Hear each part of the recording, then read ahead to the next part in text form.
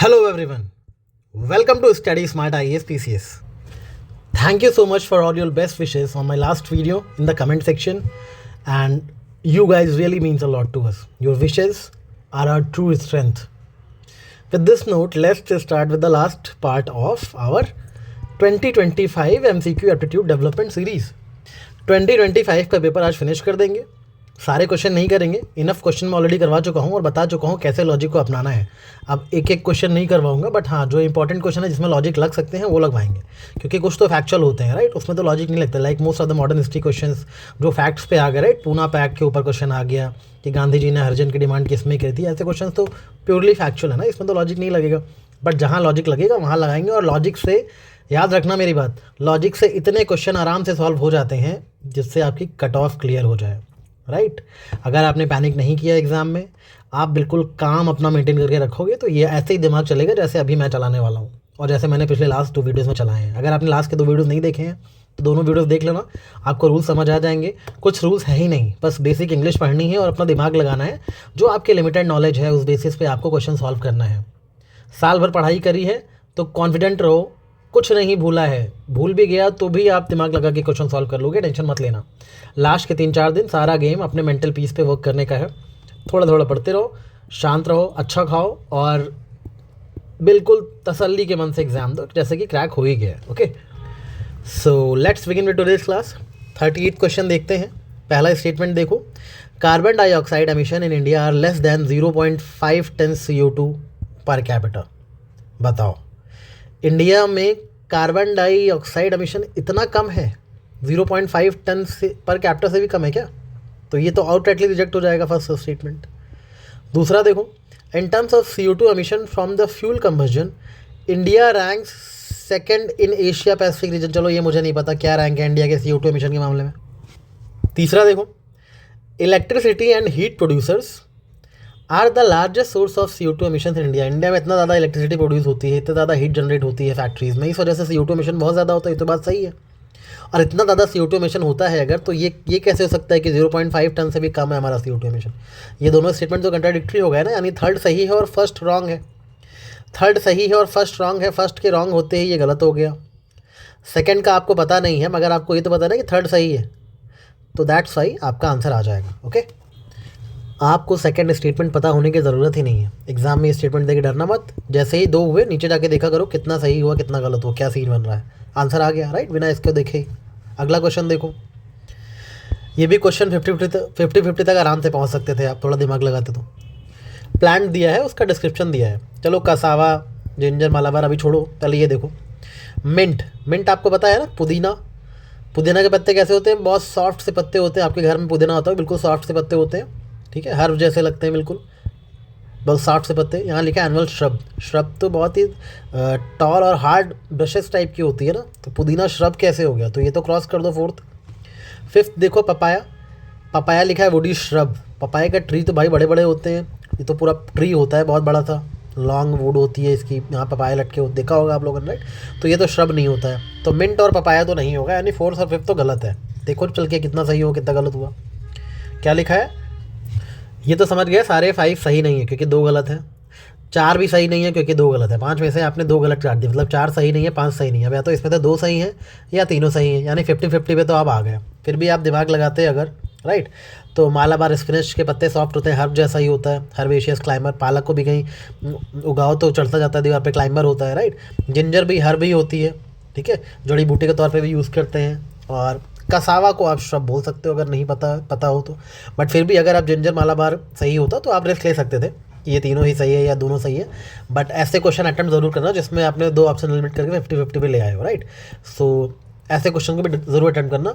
At the end of the day जो ज़्यादातर आपके सही ही होंगे अगर आप कॉन्फिडेंटली, जो पहला इंट्यूशन काम करेगा ना, आपको लगेगा हाँ ये दोनों तो हर्ब है बट ये श्रब लग रहा है राइट, कसावा, ठीक है. तो पहला इंट्यूशन जो बोलेगा वही जाके 50-50 में मान. जब 50-50 पे पहुंच जाओ ना तो अपने इंट्यूशन की सुना करो. इसीलिए मेडिटेशन वगैरह बहुत इंपॉर्टेंट होता है. जब आप मेडिटेशन करते हो तो आपका इंट्यूशन बहुत अच्छे से काम करता है. एंड जैसे ही आपका इंट्यूशन बोले ना कि हाँ ये तीनों सही लग रहा है मुझे, तुरंत उसको मार दो. ओवर थिंकिंग मत करना कि नहीं जिंजर हर्ब विद स्यूडोस्टम लिख दिया. स्यूडोस्टम क्या है मुझे नहीं पता. एक बार आपका जो मन ने कहा कि हाँ तीनों सही है तो तीनों मार के आ जाओ. अगर कह रहा 2 सही है तो 2 मार के आ जाओ, बट जो पहला इंट्यूशन है ना वही करना, उसके बाद ओवर थिंकिंग करी तो 50-50 वाले क्वेश्चन गलत होंगे। 50-50 मोस्ट ऑफ द लोगों के गलत इसलिए हो जाते हैं बिकॉज वो 50-50 तक तो पहुँच जाते हैं, उसके बाद ओवर थिंकिंग कर देते हैं। ठीक है, तो किया धरा 50-50 उनका बेकार हो जाता है। 50-50 के बाद अपने इंट्यूशन के सुनना, जो सबसे पहला जो ब्रेन बोलेगा ना वही, जो अंदर से आवाज़ आएगी वही आंसर होगा। याद रखना इस रूल को, ये रूल है, ये ट्राइड एंड टेस्टेड मेथड है, इस पर ट्रस्ट करो इस चीज़ पे। अभी भी टाइम है, अगर बाकी PYQs में लगाना चाहते हो लगा के देख लेना। ओके, ये क्वेश्चन देखो, with reference to planet Earth consider the following statement, rain forest produce more oxygen than the produce by oxygen. अब ओशियन, ठीक है, ओशियन से ज़्यादा ऑक्सीजन रेन फॉरेस्ट प्रोड्यूस करते हैं। आपको पता भाई रेन फॉरेस्ट में भी बहुत ज़्यादा ऑक्सीजन होती है, ब्राज़ील के अमेजन वगैरह में जितने भी डेंस फॉरेस्ट होते हैं उसमें ऑक्सीजन प्रोड्यूस होती है। ओशियंस भी ऑक्सीजन प्रोड्यूस करते हैं। बट ये बताओ ओशियन पूरी दुनिया में है, 71% ऑफ द प्लैनेट ओशियन है, आपको इतना तो पता है ना। रेन फॉरेस्ट तो इतना नहीं है, रेन फॉरेस्ट 29-30% ही है। तो ज़्यादा ऑक्सीजन कौन प्रोड्यूस करेगा? लार्जली ओशन प्रोड्यूस करेगा ना। तो फर्स्ट तो गलत हो गया, और फर्स्ट गलत होते ही क्या क्या गलत हो गया? ये गलत हो गया, ये गलत हो गया, राइट। अब बच्चे ये दोनों, अब देखो आगे, वेल ऑक्सीजनेटेड सरफेस वाटर जो नदी वगैरह बह रही है, लेक्स वगैरह है, अगर वो वेल ऑक्सीजनेटेड है तो उनमें सेवरल फोल्ड्स ज़्यादा ऑक्सीजन है दैन इन एटमॉस्फेरिक एयर। मतलब एटमॉस्फेयर में जो एयर है उससे भी कहीं ज़्यादा ऑक्सीजन सरफेस वाटर में है। ये तो बिल्कुल साफ साफ गलत है। एटमॉस्फेरिक एयर में ज़्यादा ऑक्सीजन होगी ना, कि सरफेस वाटर वेल ऑक्सीजनेटेड कितना भी हो, सेवरल फोल्ड्स हायर तो नहीं होगा उसमें ऑक्सीजन, इतना तो आपको पता होना चाहिए। तो थर्ड गलत काट दो और फर्स्ट गलत काट दो। अब क्या बचा? थर्ड काट दिया, फर्स्ट काट दिया, राइट। तो अब क्या बचा हमारे पास बचा या तो ये सेकंड सही है, ओके, या फिर कोई भी सही नहीं है। सेकंड देख लो क्या कह रहा है, marine phytoplankton and photosynthetic bacteria produce about 50% of the world oxygen. लगभग भी लिख दिया, पहली बात तो एग्जैक्ट लिखा नहीं है। और फ्लाइटोप्लैंक्टन, फोटोसिंथेटिक बैक्टीरिया, यही लोग तो ओशियन में ऑक्सीजन प्रोड्यूस करते हैं। तो ओशियन अगर सबसे ज़्यादा है दुनिया में तो 50% ऑक्सीजन के आसपास ये लोग प्रोड्यूस कर रहे होंगे, इसमें गलत क्या है, राइट। इतना आपको पता है ना, ओशियन में ऑक्सीजन यही लोग प्रोड्यूस करते हैं, तो 50% ऑफ वर्ल्ड ऑक्सीजन यही लोग प्रोड्यूस कर रहे होंगे, राइट। याद रखना ऐसे जो भी स्टेटमेंट आते हैं ना कि about, largely, approx, more than, less than, like that, अगर यूपीएससी ऐसे कर रहा है इसका मतलब यूपीएससी वांट्स कि हम अपने स्टेटमेंट में रिजिड ना हो जाए, वरना कल को लोग क्लेम कर देंगे आंसर की में, ठीक है, कि आपने ऐसे कैसे बोलते 50%, इसलिए अबाउट लिखा है ताकि वो खुद उनको पता है कि स्टेटमेंट सही हो जाए, बच्चे मान लेंगे सही हो जाएगा, राइट, इसलिए अबाउट लिख दिया। Largely, approx, more than, less than, like that, ये रूल नहीं है, थंब रूल नहीं है, बट ऐसे देखने पे आपको यूजुअली अगर आपको क्वेश्चन नहीं आ रहा है तो उनको सही ही मानना, क्योंकि ये वर्ड यूज ही तभी किए जाते हैं जब स्टेटमेंट को सही बनाना होता है, अदरवाइज ये वर्ड लगाएंगे क्यों? यूपीएससी बोल देता produce exactly 50% of the world oxygen, तब गलत हो जाता फट से। हो सकता है भाई थोड़ा सा 1-2% आगे पीछे हो, राइट। तो इसलिए ये स्टेटमेंट सही हो जाएगा and second would be the right answer. इस तरह से आप आगे प्रोसीड कर लो। ये क्वेश्चन देखो, ये भी देख के आप डरते नहीं तो आसानी से हो जाता। Fuel battery electric vehicles, hydrogen fuel cell vehicles, fuel cell electric hybrid vehicle. Question क्या पूछा है? यहीं पे देख के अगर आप डर जाते तो आप ये पढ़ ही ना पाते। डरो मत, आपने इन सब के बारे में नहीं पढ़ा, कोई बात नहीं, भूल गए हो कोई बात नहीं। देखो क्वेश्चन कितना आसान है। How many of the above are considered as alternative power train vehicles. Power train को हटा दो, गोली मार दो। अल्टरनेटिव व्हीकल्स के तौर पे कौन से आपको लग रहा है इसमें से? अल्टरनेटिव व्हीकल्स क्या होंगे ज़्यादा से ज़्यादा? जिसमें पेट्रोल डीजल नहीं होगा, पेट्रोल से चलती गाड़ियाँ या डीजल से चलती हैं, उसके अलावा कुछ ऐसा बन गया जो पेट्रोल डीजल से नहीं चल रहा है, ठीक है, वो अल्टरनेट व्हीकल होगा। तो ये व्हीकल बैटरी से चल रहे हैं, इलेक्ट्रिक के हैं, ये व्हीकल हाइड्रोजन फ्यूल सेल से चल रहे हैं, ये फ्यूल सेल इलेक्ट्रिक के हाइब्रिड व्हीकल है। तो ये सब कहीं ना कहीं अल्टरनेट व्हीकल ही हुए ना, पेट्रोल डीजल चल नहीं रहा है। इस तरह से कॉमन सेंस अप्लाई करके बहुत जल्दी से इसका आंसर देके आगे बढ़ जाओ। मुश्किल से इसमें 5-6 सेकंड लगना चाहिए बस, बशर्ते अपने आप को ऑलरेडी विनर मानो, ठीक है। अपने आप को विनर माइंडसेट के साथ जाओगे ना एग्जाम में तो सक्सीड 100% होगे। डरे हुए, सहमे से, फियरफुल माइंडसेट के साथ जाओगे तो आते हुए क्वेश्चन गलत कर दोगे। तो प्लीज़ ऐसा मत करना, मैं बार बार इन चीज़ को एम्फसाइज कर रहा हूँ लेक्चर रोक रोक के। अभी कमेंट में लिखो आई एम विनर, इस चीज़ को लिखो। इस चीज़ को जितना लिखोगे ना उतना ज़्यादा आपके लिए मैनिफेस्ट होगी। ये कमेंट में प्लीज़ लिखो आई एम विनर, ताकि सच में वो चीज़ मैनिफेस्ट हो, राइट। क्योंकि आप विनर माइंडसेट के साथ एग्जाम में जाओगे तभी ये चीज़ें दिमाग लगा पाओगे। पावर ट्रेन वगैरह आपको डराने के लिए लिखा रहता है, राइट। ये सबसे पहले दे दिया, चाहता तो यूपीएससी यहाँ पे ऊपर भी लिख सकता था ये स्टेटमेंट, बट पहले उसने आपको डराया, उसके बाद नीचे सिंपल सा क्वेश्चन पूछा है, राइट। तो डरना मत और क्वेश्चंस को पूरा पढ़ना, you will get through the answers, trust me, and write in the comment section I am winner, okay, because you are and I believe in all of you. अब ये क्वेश्चन देखो, अनमैन्ड एरियल व्हीकल्स यानी drones की बात हो रही है। All types of UAVs can do vertical language. क्यों भाई, सारे कैसे कर लेंगे? शादियों में जो ड्रोन चलते हैं और जो डिफेंस में यूज सब एक बराबर होते हैं क्या? All types of UAVs can do automated hovering. All types of UAVs can do battery only as a source of power supply.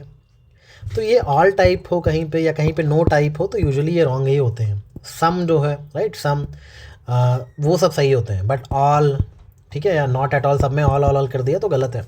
Okay भाई, ड्रोन्स के टाइप होते हैं ना, ऐसे थोड़ी सब वर्टिकल लैंडिंग करेंगे, कुछ वर्टिकल करेंगे कुछ नहीं कर पाएंगे। ठीक है, कुछ में ऑटोमेटेड होवरिंग होगी, कुछ में ऑटोमेटेड नहीं होगी, कुछ बैटरी से पावर से चलते होंगे, कुछ किसी और से चलते होंगे। तो ये तो बिल्कुल गलत है, साफ साफ। ऐसे क्वेश्चन में टाइम वेस्ट करना ही नहीं, डरना ही नहीं है। ऑल टाइप लिख दिया है राइट। ये यूपीएससी ने आपको फ्री के नंबर देने के लिए दिया है क्वेश्चन। एंड ट्रस्ट मी, अभी तक मैं आपको इतने क्वेश्चन लॉजिक से सॉल्व करवा चुका हूँ कि अब तक आपकी कट ऑफ क्लियर हो गई होती है। इसके आगे जो हम करेंगे वो तो बोनस होगा राइट। ये क्वेश्चन देखो, सिगरेट के बट्स, आई ग्लास के लेंस, कार टायर्स, इन सब में किस में प्लास्टिक होता है? अब बताओ, आजकल के प्लास्टिक किस में नहीं है? सिगरेट के बट्स होते हैं, सिगरेट जब कोई पीता होगा देखा होगा, या अगर आप पीते होगे राइट, तो सिगरेट के बट्स कैसे होते हैं? लास्ट में अगर आप सिगरेट पियोगे यहाँ तक ख़त्म हो जाती है ना, तो उसके बाद हल्का सा भी स्मोक करोगे तो आपको प्लास्टिक की स्मेल आ जाएगी उसमें। इसीलिए उनको प्लास्टिक बनाया जाता है ताकि वो लंबे समय कहीं पे, मतलब आप एक तो इसमें फ़िल्टर लगाना होता है पहली बात तो राइट। इसलिए देखोगे आप जब फोम को फेंक दोगे तो वो डिस्ट्रॉय नहीं होते हो जल्दी। जब लास्ट में सिगरेट जला के फेंकते हो ना, वो डिस्ट्रॉय नहीं होते, वो ऐसे ही रहेंगे, बहुत दिनों तक पड़े रहेंगे, क्योंकि उसमें प्लास्टिक होता है हल्का फुल्का राइट। सिगरेट के जब बट्स, जो सिगरेट खत्म हो जाएगी, जो लास्ट का बट फेंक देते हो आप लोग पीने के बाद, वो ऐसे ही पड़ा रहता है बहुत दिनों तक राइट, बिकॉज उसमें प्लास्टिक होता है। ठीक है, उसको कोई फ़र्क नहीं पड़ता, उसमें प्लास्टिक है, इंडिविजुअली इवेंचुअली वो रहेगा, सस्टेन करेगा राइट, जब तक रिसाइकिल नहीं होगा। आई ग्लास लेंसेज, आई ग्लास में लेंसेज में पहले तो मिरर लगता था, बट आजकल ऐसे लेंसेज नहीं आ रहे हैं जो गिर भी जाते हैं पट से तो भी कुछ नहीं होता, टूटते नहीं है, तो उसमें प्लास्टिक यूज़ होता है। ऑब्वियस सी बात है, गिर गया कुछ नहीं होता। इतने महंगे महंगे अच्छे लेंसेज आ रहे हैं जिसमें प्लास्टिक भी होता है, थोड़ा बहुत लगेगा कि ग्लास है बट प्लास्टिक एलिमेंट होता है ताकि गिरने पर ब्रेक ना हो। कार टायर्स, इतने हैवी कार टायर्स होते हैं, अगर सिर्फ लेदर के बनाए जाए तो फट नहीं जाएंगे इतनी स्पीड में, इतने टन्स ऑफ प्रेशर उस टायर पे होता है, तो थोड़ा बहुत तो प्लास्टिक वगैरह मिक्स किया जाएगा ना ताकि उसको स्ट्रांग बनाया जा सके। तो बहुत ऑब्वियस सी बात है, ये सब रोज़मर्रा की चीज़ें, हर चीज़ में जो भी चीज़ ड्यूरेबल है राइट, या जो भी चीज़ कहीं ना कहीं किसी पर्पज़ से बनाई गई है तो उसमें प्लास्टिक का यूज़ होगा ही राइट। तो all of the three are correct. इस तरह से सोचोगे तो you will be able to do it. थोड़ा दिमाग लगाओगे कि क्यों नहीं होगा, कार टायर में प्लास्टिक क्यों नहीं हो सकता राइट। क्या इतने हैवी कार टायर्स बनाते हैं, प्लास्टिक का कोई एलिमेंट हुआ ही नहीं होगा? तो थोड़ा सा दिमाग लगाओगे तो हो जाएगा राइट। और ये देखो, consider the following substances, ethanol, nitroglycerine, urea. Coal gasification technology can be use in the production of how many of them. अब सपोज आपको कोल गैसिफिकेशन क्या होता है ये भी नहीं पता है, बट आपको इतना तो पता है ना, कोल को गर्म करके कुछ गैस वैस बनाया जा रहा है, कोल को गैसीफाई करा जा रहा है। तो कोल गर्म कब किया जाए, क्या बनाने के लिए? चलो इथेनॉल, यूरिया, ये सब तो बहुत बल्क में प्रोड्यूस होते हैं क्योंकि इथेनॉल को हम एज ए फ्यूल बनाना चाह रहे हैं राइट। यूरिया प्रोड्यूस करना चाह रहे हैं ज़्यादा से ज़्यादा। यूरिया और एथेनॉल के बारे में आप पढ़ते रहते हो कि भाई ये तो वैसे ही बनेंगे ना, कोल को गर्म करने के बाद ही कहीं ना कहीं हीट करना ही पड़ेगा चीज़ों को, तभी बनेंगे। इतना तो आपने मतलब मोटा मोटा पढ़ा ही हुआ है राइट। आपको एग्जैक्ट प्रोसेस नहीं भी पता है भाई कि कोल को गैसीफाई करके पहले सिन गैस बनाया जाता है। ऐसा इसलिए किया जाता है ताकि नेचुरल गैस का इंपोर्ट कम किया जाए, और सिन गैस के थ्रू ही फिर अमोनिया निकलता है, और अमोनिया को फिर बाद में यूरिया में कन्वर्ट किया जाता है राइट। ये सब चीज़ें अगर आपको नहीं पता है तब भी आपको इतना पता है कोल की टेक्नोलॉजी यूज़ हो रही है, कोल का यूज़ हो रहा है, इथेनॉल को प्रोड्यूस करने में भी होगा कहीं ना कहीं, यूरिया को प्रोड्यूस करने में होगा क्योंकि फैक्ट्री में ही प्रोड्यूस होंगे ये चीज़ें, और फैक्ट्री में कोल का यूज़ होता है, कोल को गर्म किया जाता है। बट नाइट्रोग्लिसरीन कुछ, नाइट्रो बहुत ज़्यादा एनर्जेटिक बूस्टर टाइप की चीज़ नहीं लग रही है नाइट्रोजन, और कहीं ऐसा नहीं लगा नाइट्रोग्लिसरीन कुछ कोई लैब में बनाने वाली चीज़ लग रही है आपको? कभी सुना है किसी कोल बर्न करके नाइट्रोग्लिसरीन बनाया जा रहा है? तो this is something, some lab work, looking like some lab work right. तो इसको आप काट सकते हो, ये आपको किसी कोल की फैक्ट्री में नाइट्रोग्लिसरीन बनता हुआ नहीं दिखेगा कभी भी प्लांट में। ये दोनों आप फिर भी रिस्क ले सकते हो, और सेकंड गलत मान सकते हो अगर कॉमन सेंस से करोगे, क्योंकि अब आपको आता तो है नहीं, आपको कॉमन सेंस से ही करना है, तो कॉमन सेंस ऐसे ही लगाया जाता है right. Coal gasification technology can be use in the production of how many of them, तो सिर्फ दो में, इथेनॉल और यूरिया में राइट। एक्चुअली होता क्या है, जब कोल को गैसीफाई करते हैं तो एक प्रोडक्ट रिलीज होता है सिन गैस, उस सिन गैस के थ्रू ही इथेनॉल और यूरिया को प्रोड्यूस किया जाता है राइट। ये क्वेश्चन उसके बारे में था, फिर भी अगर आपको नहीं पता तो आपको बस थर्मल पावर प्लांट में क्या क्या चीज़ें बनती हैं, इथेनॉल, यूरिया, ये सब चीज़ें ऐसे कर देना अगर आप कि भाई कोल को बर्न करके क्या क्या चीज़ें बन सकती हैं, अगर थोड़ा बहुत भी आइडिया होता तो ये सब आप मार्क कर सकते थे बेसिकली, राइट। एक लॉजिक इसमें और लग सकता है, अगर आपको मेरा ये लॉजिक नहीं लगा, एक लॉजिक और लगाओ दूसरा, कि कोई कोल बर्न कब किया जाता है, जब कोई चीज़ बहुत बल्क में प्रोड्यूस करनी हो तभी कोल के यूज़ करेंगे, राइट। इथेनॉल की ज़रूरत हमें बल्क में है कि नहीं है फ्यूल बनाने के लिए, यूरिया की ज़रूरत हमें बल्क में है कि नहीं फर्टिलाइजर्स के लिए। तो इन लोग को बल्क में प्रोडक्शन चाहिए, और बल्क में प्रोडक्शन के लिए कोल वगैरह का यूज़ करना पड़ेगा, कोल वगैरह कहीं ना कहीं तो बर्न करना पड़ेगा, तभी ये बल्क में प्रोड्यूस होंगे। नाइट्रोग्लिसरीन तो मुझे नहीं लगा पूरे देश में बहुत ज़्यादा बल्क में चाहिए, इनको तो लैब वगैरह में प्रोड्यूस किया जा सकता है। तो ये लॉजिक भी लगा के आप सही कर सकते हो। Basically logic works, okay, limited knowledge, इतना लॉजिक लगा सकते हो, राइट। और ये क्वेश्चन देखो, what is the common characteristic of the chemical substance generally known as CL20, HMX, LLM105 which are sometimes talked about in media। यहाँ पे UPSC ने 2 हिंट दिया है आपको। एक तो लिख दिया है HMX which sounds like RDX, but ये फिर भी थोड़ा वेग हो जाएगा, आप कैसे HMX को RDX मान लोगे। बट एक चीज़ देखो, इसने बोला है कि ऐसे केमिकल सब्सटेंसेस जिनका अक्सर मीडिया में जिक्र होता है। मीडिया में केमिकल सब्सटेंसेस का जिक्र भाई क्यों होगा, कोई बॉम्ब वगैरह बनाएगा तभी होगा, राइट। अब कोई अगर रेफ्रिजरेंट्स बना दिया किसी ने, तो कभी आज तक पे आएगा क्या कि भाई आज उन्होंने, राजेश खन्ना ने रेफ्रिजरेंट बना दिया, ऐसा तो नहीं होगा ना। कोई अगर high energy fuels for cruise missiles बनाए जाएंगे तब भी हमारे मीडिया को फ़र्क नहीं पड़ता, राइट। कोई ऐसे फ्यूज़ बनाए जिससे रॉकेट प्रपोल्शन हो सकता है, हमारा मीडिया इतना एडवांस नहीं, ये सब चीज़ें दिखाई देता है, हम डिस्कवरी चैनल में दिखते हैं। मीडिया पे चीज़ें तभी आएंगी जब एक्सक्लूसिव बनाए जाएंगे, चाहे वो मिलिट्री वेपन्स के लिए हो या कहीं कोई न्यूज़ में आए। एक्सक्लूसिव की खबरें अभी आ जाए तो मीडिया में तुरंत आ जाएगा। तो HMX का थोड़ा बहुत RDX से मैच करता भी है, एक्स वगैरह बम के आगे लगता है, तो याद रखना ये सब एक्सप्लोजिव के नाम है, राइट। मीडिया वर्ड ये यूपीएससी लिखा है इसलिए ताकि आप कॉमन सेंस लगाओ कि मीडिया में कौन सी चीज़ें यूज़ होती हैं, राइट। थोड़ा सा दिमाग लगाते 1 मिनट में आंसर हो जाता, राइट। अब ये भी क्वेश्चन बहुत सिंपल है, पहला स्टेटमेंट पढ़ो, it is expected that Majorana 1 chip will enable quantum computing. Majorana 1 chip से क्वांटम कंप्यूटिंग इनेबल हो सकती है, ऐसा एक्सपेक्ट किया जा रहा है, मतलब कुछ इमर्जिंग टेक्नोलॉजी है, अभी से उम्मीदें की जा रही हैं, ठीक है। हो सकता है सही हो कि आप एक चिप से क्वांटम कंप्यूटिंग इनेबल कर सकते हो। बट आगे लिखा हुआ है Majorana 1 chip has been introduced by Amazon Web Services. अब ये बताओ वेब सर्विसेज क्या है, एक तरह की सॉफ्टवेयर नहीं लग रहा है, और चिप तो एक हार्डवेयर लग रहा है। तो वे कोई ऐसी कंपनी जो वेब सर्विसेज दे रही है वो हार्डवेयर चिप्स क्यों बनाएगी। तो यहाँ पे सेकंड स्टेटमेंट गलत काटोगे, और जैसे ही सेकंड काटोगे आपको डोमिनो इफेक्ट लग जाएगा। आपको नहीं पता करना था deep learning is subset of machine learning not, और तो बहुत कॉमन पॉइंट है, पता होना चाहिए, नहीं पता है फिर भी यहाँ पे ये स्टेटमेंट सही लग रहा है क्योंकि लिखा है एक्सपेक्टेड दैट, बस एक्सपेक्ट कर रही है, नहीं कि Majorana chip is quantum computing enabled, ऐसा नहीं लिखा है, एक्सपेक्टेड दैट कि फ्यूचर में हो जाएगा। बट यहाँ पे जानबूझ के हार्डवेयर चीज़ को सॉफ्टवेयर कंपनी के नाम से एसोसिएट किया गया है, थोड़ा सा ऐसे, मतलब आप दिमाग लगाओगे यही सब चीज़ें दिमाग चलता है, ठीक है, यूपीएससी में, इसीलिए वो हिंट भी देता है यहाँ से, और कट के आंसर आ जाता फर्स्ट एंड थर्ड। ये क्वेश्चन देखो, with reference to monoclonal antibodies often mentioned in news consider the following statement. पहला, they are man made proteins. अब ये बताओ मोनोक्लोनल, चलो मोनो नहीं पता, क्लोन समझ आता है, क्लोन मतलब कोई चीज़ ओरिजिनल है उसका क्लोन बनाया गया है। तो क्लोन कौन बनाता है, इंसान ही बनाते हैं ना। तो अगर एंटीबॉडी का कोई क्लोन बनाया गया तो वो भी मैन मेड ही इंसान ही बनाएगा अगर क्लोन है तो क्लोन एंटीबॉडीज़ का भी क्लोन बनाया जा रहा है, मैन बना रहा है, ऑब्वियस सी बात है, राइट। तो ये तो लिखा ही है कि भाई ये मोनोक्लोनल एंटीबॉडीज़ हैं और न्यूज़ में रहती हैं अक्सर। तो मोनोक्लोनल एंटीबॉडीज़ है तो मतलब मैन मेड कोई चीज़ है, मैन मेड प्रोटीन्स होंगे, सही बात है, कोई गलत नहीं है इसमें, ओके। अब जिसमें फर्स्ट नहीं है वो काट दो, यानी एक ऑप्शन कट गया आपका, कोई फर्स्ट सही हो गया। अब आपके पास 3 बचे, राइट। दूसरा देखो, they stimulate immunological function due to their ability to bind to specific antigen, right. ये तो किसी भी एंटीबॉडी का यही फंक्शन होता है, मोनोक्लोनल ना भी हो, एंटीबॉडीज़ का यही फंक्शन होता है कि वो एंटीजन के साथ बाइंड कर लेती है अपने आप को। तो मोनोक्लोनल मैन मेड एंटीबॉडीज भी यही करेंगी, राइट। तीसरा है, they are used in treating viral infections like that of Nipah virus. Obviously antibodies viral infection में काम करती हैं, और वो भी like that of Nipah virus नहीं लिखा कि ओनली इन निपा वायरस, मैंने बोला ना like that, approx, about, largely, ये सब चीज़ें अक्सर सही होती हैं। तो यहाँ पे भी देखो लाइक दैट सही हो गया, निपा वायरस, ओके। तो तीनों ही स्टेटमेंट सही होंगे, कुछ गलत नहीं है इसमें, ओके। यहाँ पे देखो फिर से वही गलती कर दी, no virus no virus no virus, जैसे था ना all UAV all UAV all UAV, वैसे यहाँ नो वायरस नो वायरस, तुरंत ही गलत काटो तीनों और आगे बढ़ो। अब बस कुछ ही क्वेश्चन करवाऊंगा, पॉलिटी क्वेश्चन की जरूरत नहीं है, पॉलिटी क्वेश्चन बहुत आसान होते हैं, अगर आपने पॉलिटी पढ़ी है तो you will be able to do it. Polity में ज़्यादा दिमाग मत लगाना, बिकॉज पॉलिटी में क्या होता है कि बहुत वर्ड प्ले होता है, थोड़ा ध्यान से पढ़ोगे, अगर पॉलिटी आती है तो कर लोगे, ठीक है।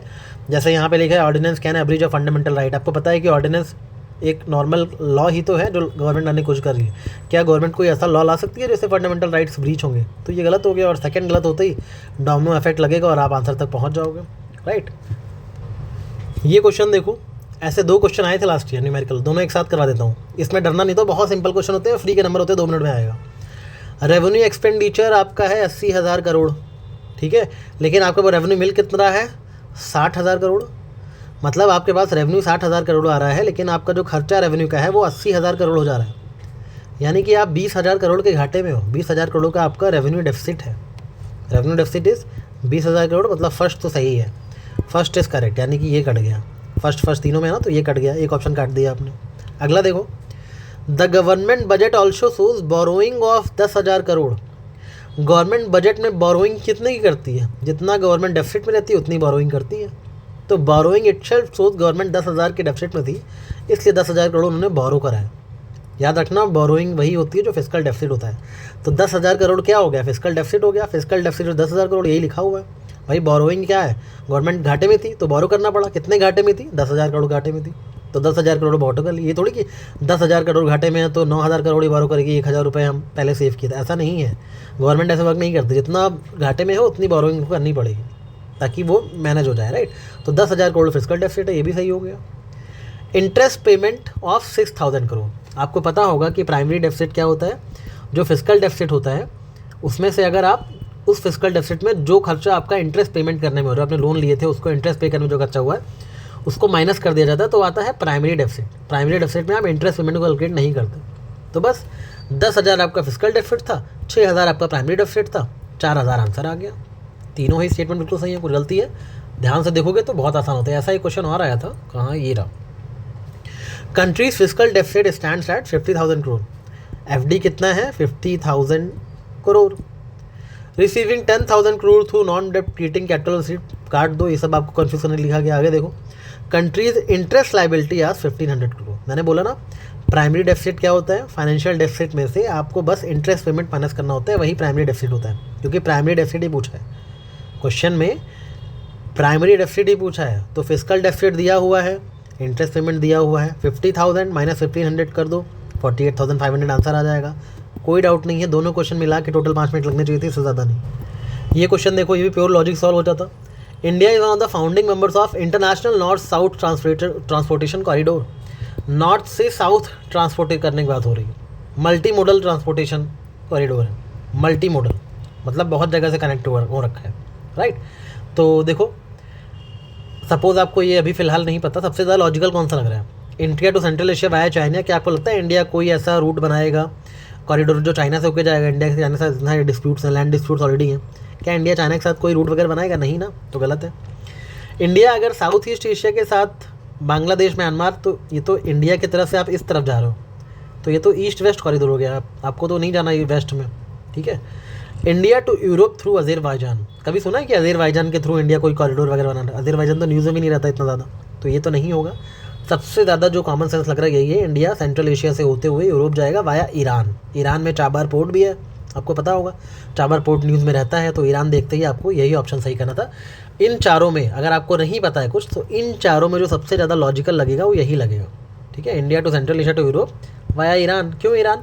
भाई इंडिया पाकिस्तान से होकर जाएगा नहीं, ठीक है, तो ईरान से जाएगा, थोड़ा नीचे जाना पड़ता है चाबार पोर्ट, उसके बाद जाता है, राइट। तो ये सब चीज़ें याद रखना, ऐसे ही लॉजिक से सॉल्व करना है। इन चारों में सबसे बेस्ट ऑप्शन यही है, and always choose the best one, okay. याद रखना, एग्ज़ाम में कभी ये मत सोचना कि हो सकता है ये आंसर हो, ये मैंने ना पढ़ा हो। जैसे आप अज़रबैजान पढ़ते, आपको लगता है हाँ हो सकता है ये आंसर हो, बट मैंने ना पढ़ा हो। सबसे बड़ी ब्लंडर यही होती है। अगर अज़रबैजान होता तो आपने साल में कभी ना कभी अज़रबैजान का नाम सुना होता। आपका इंट्यूशन अगर ये कह रहा है तो इसी को मारो, ये मत सोचो कि क्या पता मैंने अज़रबैजान ना पढ़ा हो यही आंसर हो। जिस क्वेश्चन में आप कभी भी ऐसा सोचोगे ना कि यही आंसर होगा, क्या पता मैंने ऐसे ना पढ़ा हो, वो हमेशा गलत करके आओगे, लिख के ले लो।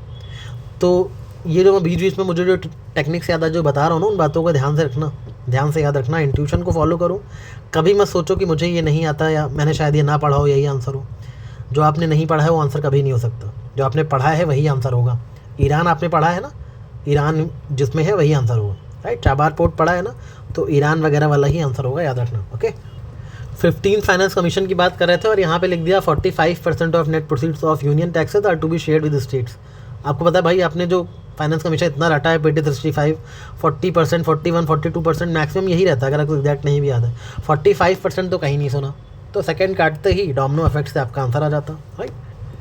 ये क्वेश्चन देखो, IBRD के बारे में था, सब कुछ सही है कि लोन देते हैं, ठीक है, यूरोप को हेल्प करने के लिए बनाया गया, ठीक है। यहाँ लिख दिया कि it work single handedly to help developing countries to reduce poverty. क्यों भाई, और कोई वर्क नहीं कर सकता है? सिंगल हैंडेडली तुम ही करोगे, IBRD करोगे, और कोई रिड्यूस नहीं कर सकता प्रॉपर्टी डेवलप करने के लिए। तो यहाँ पे सेकंड स्टेटमेंट सिंगल हैंडेडली की वजह से गलत हो गया और डोमिनो इफेक्ट लगता और सीधे सी पे आंसर आ जाता, राइट। आपको मैंने बताया था ना, वो जो बड़े बड़े स्टेटमेंट 1 और 3, 2 और 3 फर्स्ट को एक्सप्लेन कर रहे हैं कि नहीं, राइट। 2 एक्सप्लेन कर रहा है फर्स्ट को, वो वाले लास्ट में करने का फ़ायदा यही होगा कि पहले ये आसान आसान क्वेश्चन लास्ट में दिए रहते हैं, ये सब आप सही कर लोगे। वो वाले सबसे लास्ट में अटेंड करना, जो लंबे लंबे पैसेज देते हैं, फिर पूछते हैं सेकंड थर्ड एक्सप्लेन करेगा कि नहीं। वो ईजी होते हैं बट वो लास्ट में करना, क्योंकि टाइम बहुत लेते हैं, फिर आपका आसान क्वेश्चन गलत हो जाता है, फिर इसमें आप कॉमन सेंस नहीं लगा पाओगे। ये इतने भी डोमिनो इफेक्ट वाले हैं, ऐसे 30-40 तो डोमिनो इफेक्ट वाले ही होते हैं, पहले इनको करना, ठीक है। फिर 10-15 वैसे कॉमन सेंस वर्ड टेक्निक्स वाले हैं, उनको करना। कट ऑफ बड़े आराम से क्लियर हो गए। प्रीलिम्स बहुत अच्छा गेम है सॉल्व करने के लिए, राइट। RTGS, NEFT, इनका फुल फॉर्म पता होता तो आप कर लेते। जैसे real time gross settlement, real time gross settlement है, यानी कि the settlement time is instantaneous, real time में सेटलमेंट हो रहा है, राइट। NEFT का है नेशनल इलेक्ट्रॉनिक फंड ट्रांसफ़र, तो इलेक्ट्रॉनिक फंड ट्रांसफ़र करो थोड़ा सा टाइम लगता है, लगभग हाफ एन आवर का टाइम NEFT में लगता है, राइट। स्टिल अगर आपको ये नहीं आता है तो आपको इसका फुल फॉर्म भी नहीं पता होता, तो इसमें लॉजिक ना लगता, तो आप नहीं कर पाते। लेकिन अगर आपको इनका फुल फॉर्म पता होता तो मुझे लगता है फिर आपको इनके बारे में भी पता होता, तो लॉजिक का फ़ायदा क्या है ऐसे क्वेश्चन में? अगर आपको पता है तो ठीक है, otherwise you won't be able to do much, right. हाँ, यहाँ पे आप थर्ड स्टेटमेंट आसानी से काट सकते थे। Operating hours for RTGS are restricted on certain days while this is not true for NEFT।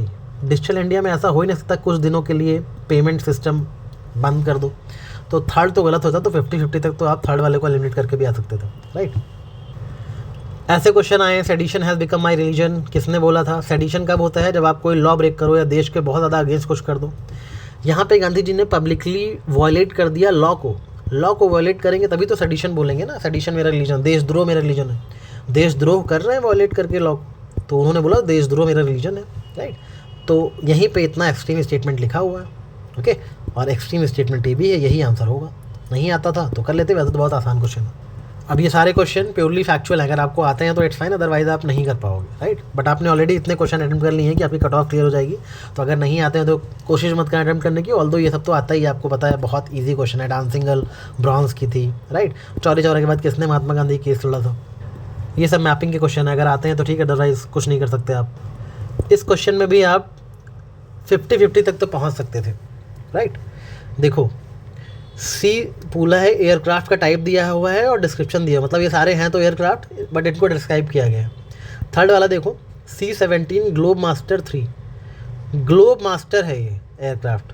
Globe master है मतलब पूरे ग्लोब में कहीं ना कहीं ट्रांसपोर्ट कर रहा है कुछ चीज़ों को। ग्लोब मास्टर है मतलब ट्रांसपोर्टेशन, ठीक है। एयरक्राफ्ट है ट्रांसपोर्ट करने के लिए, पूरे ग्लोब में ट्रांसपोर्टेशन के काम आ रहा हो। तो थर्ड तो आप मैच कर सकते हो कि थर्ड तो सही है, राइट। यानी कि नन तो नहीं होगा, एक ऑप्शन काट लिया, राइट। दूसरा देखोगे IL-76 लिखा है supersonic combat aircraft. Supersonic combat aircraft mostly combat वाले जो एयरक्राफ्ट होते हैं, मतलब फाइटर जो एयरक्राफ्ट होते हैं, उनके नाम ऐसे नहीं होते 76, उनके सुखोई, रफाइल, जेट ऐसे करके नाम होते हैं ना। कभी सुना IL-76? तो ये तो करियर एयरक्राफ्ट जैसा लग रहा है, जैसे बोइंग 272 ऐसे करके लग रहा है। कॉम्बैट एयरक्राफ्ट के नाम अच्छे अच्छे रखे जाते हैं, रफाइल हो गया, ठीक है, सुखोई हो गया, ऐसे ऐसे बहुत अच्छे अच्छे नाम रखे जाते हैं। तो आप गलत काट सकते थे, कॉम्बैट वाला तो नहीं है लग रहा है, तो सेकंड गलत काट सकते थे, राइट। एक आपने सही ढूंढ लिया, एक गलत ढूंढ लिया, राइट। एक सही ढूंढ लिया, एक गलत ढूंढ लिया, मतलब तीनों सही भी नहीं है और तीनों गलत भी नहीं है। अब या तो एक सही है या बचे हुए दोनों सही हैं, 50-50 तक आ जाओगे। इसके बाद आपको पता होता कि डॉर्नियर वाला अगर मैरीटाइम पेट्रोल एयरक्राफ्ट के लिए ही है तो आप आंसर सही कर देते। बट हाँ, 50-50 तक ज़रूर खुद को लेके आना ऐसे क्वेश्चन में, और फिर रिस्क ले लेना अगर आपको लगता है ज़्यादा क्वेश्चन अटेम्प्ट नहीं किया तो, राइट। देखो मैंने बोला ना, जहाँ पे ऑल ऑल हो वो हमेशा गलत होगा, नो नो हो तो भी हमेशा गलत होगा, बट सम हो तो वो सही होगा, सम रेयर तो हाँ होगी, राइट। ये दोनों, ये इसको एक्सप्लेन भी कर रहा है। फ्लोरेसेंस प्रॉपर्टीज होती है अर्थ एलिमेंट पे, इसीलिए टेलीविजन उनका यूज़ होता है, राइट, टेलीविजन के मॉनिटर में। 87 देखो, member of the House of People on being elected as Speaker shall resign from his political party immediately. जैसे ही कोई बीजेपी मान लो पावर में है, बीजेपी के ओम बिरला स्पीकर बने और तुरंत ही क्या बीजेपी से रिज़ाइन कर दिया उन्होंने? सिंपल सा सोचो, नहीं किया ना, इमीडिएटली तो बिल्कुल नहीं किया, और वैसे भी नहीं करते हैं, पार्टी मेंबर रहते हैं speaker, right.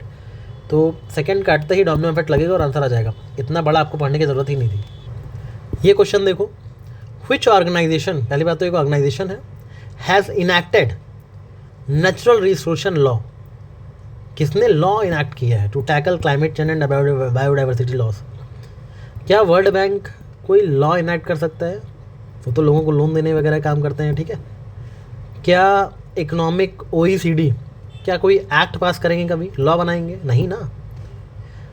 Food and agriculture organisation, कभी सुना है कि FAO ने भाई लॉ बना दिया है?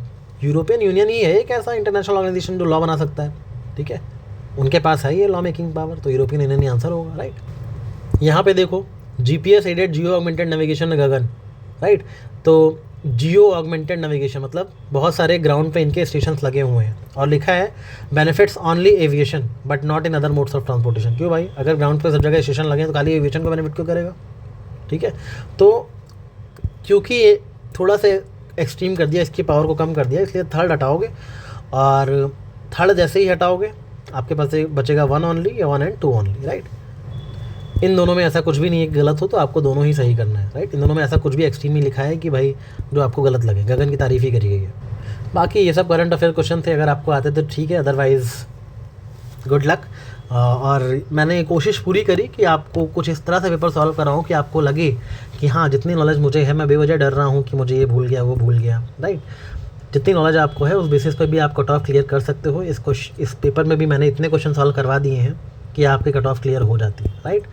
बशर्ते अगर आप लॉजिक अप्लाई कर रहे हो तो ओवर अटेम्प्ट मत करना, जो फालतू के फैक्चुअल्स हैं अगर नहीं आता तो मत अटेम्प्ट करना, राइट, क्योंकि आपने लॉजिक के through already cut off clear कर ली, ये बात याद रखना, ठीक है। अगर लॉजिक नहीं लगा रहे हो, तुक्का मार रहे हो, तब तो 99 अटेम्प्ट करके आना, तब फिर कोई दिक्कत नहीं। बट अगर लॉजिक लगा रहे हो और आप पता है यार लॉजिक वर्क कर रहा है, तो ओवर अटेम्प्ट मत करना, ताकि लॉजिक वाले के बेनिफिट आपको मिले, राइट। तो ये सारी बातों का ध्यान रखना। बाकी कोई डाउट हो आपको ना पेपर सॉल्विंग को लेकर, सर कोई डाउट क्लियर नहीं हुआ, तो कमेंट सेक्शन में मुझसे पूछ लिया करो, I will reply to you individually, okay. Comment section में आपको कोई भी डाउट हो कि सर ये क्वेश्चन कैसे सॉल्व करते हैं, या सर एग्ज़ाम हॉल में नहीं पैनिक हो जाता, जो भी चीज़ें आप फील करते हो, you can write it down, you can write your heart out, but नीचे आपको ये लिखना ज़रूर पड़ेगा, I am winner. Take care, keep revising and all the best for preparations. Thank you.